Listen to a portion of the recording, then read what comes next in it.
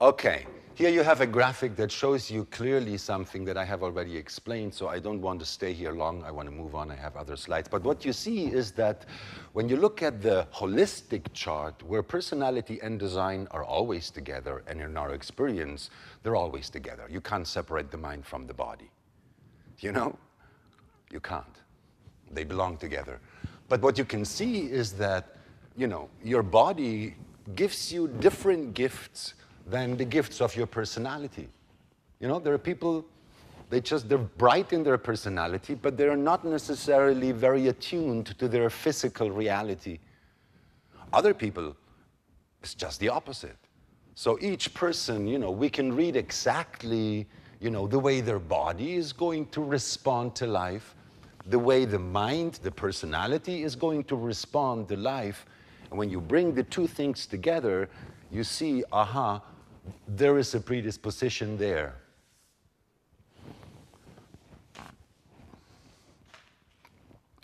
What's significant in this imprinting as a base is the fundamental duality that you can see in anybody's design. Centers that are colored in, centers that remain white.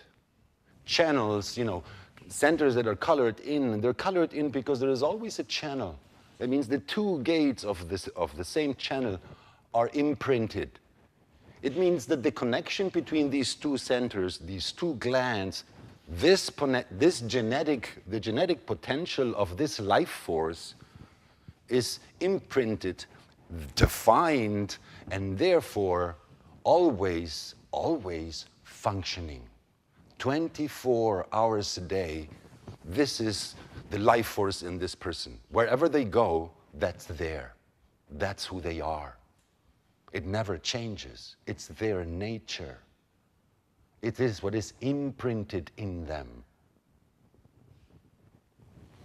Everything else that is open, that is wide, that's not who they are. That's what they're going to meet. This is where, you know, depending on who they meet, the same thing can be experienced in many, many different ways. This is where they're open to the diversity of humans that are different from you.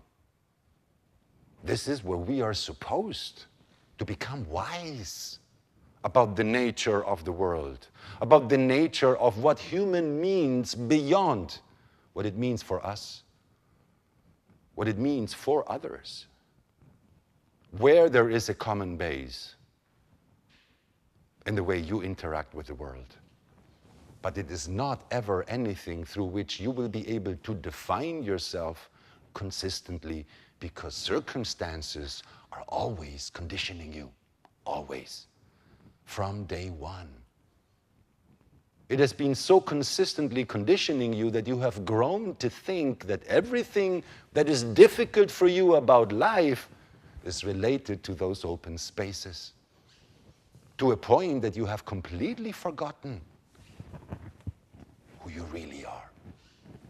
And what is possible for who you really are when your mind is not taking you into those places where you don't know yourself other than through problems, through the distortion of problems that you identified with from when you were less than 7 years of age.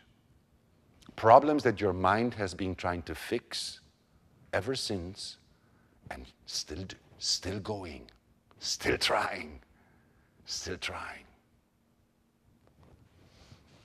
Because you see, everything that is not imprinted in us, it's not that we don't have it, you know? It's not that we lack it. It's not that we don't have to experience it. Everything that we don't have as an imprint, we have as a receptor. As a receptor. It's like thinking that, you know, you have less genes than I do. Do you know what I mean? The difference between you and me is not that you have more or I have less genes. We have the same genes. The way they're structured makes you different from me. There is no more or less human. There is no better or worse human. There is just different. There's just unique. And if you really understood what unique means, you'd realize only unique is perfect. Perfect. And that's what where our minds would like to get us.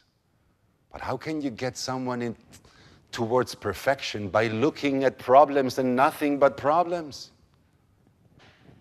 You know what I mean? Your mind is taking you the same way priests take the sheep to the promised land. Nowhere, to the grave. To the grave. And there they'll write, rest in peace. Spend all their life just searching. Searching the wrong thing. Because the searchers, they never find. It's those who don't search, who only find, You don't always find what you like, but there's always finding. Life is a constant surprise when you are not ahead of yourself, ahead of it, when you let it come to you. Oh, it's full of surprises. Anyway, look, you think this person is ever going to think this is who they are? No. This is what they're going to think they are. This is who they're going to try to become. This is what they're trying to fix in themselves, and they're going to think that it's broken.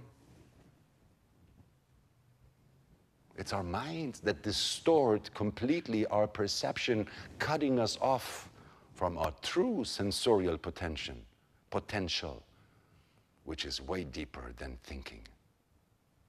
We are feeling beings. We are sentient beings. We feel all kinds of things that we don't understand, that we don't have an explanation for. It makes us feel funny because, your mind thinks you shouldn't feel that, you should feel something else, Mind is always there, imposing itself, not giving space even to have a good breath. I have a mind too, I know.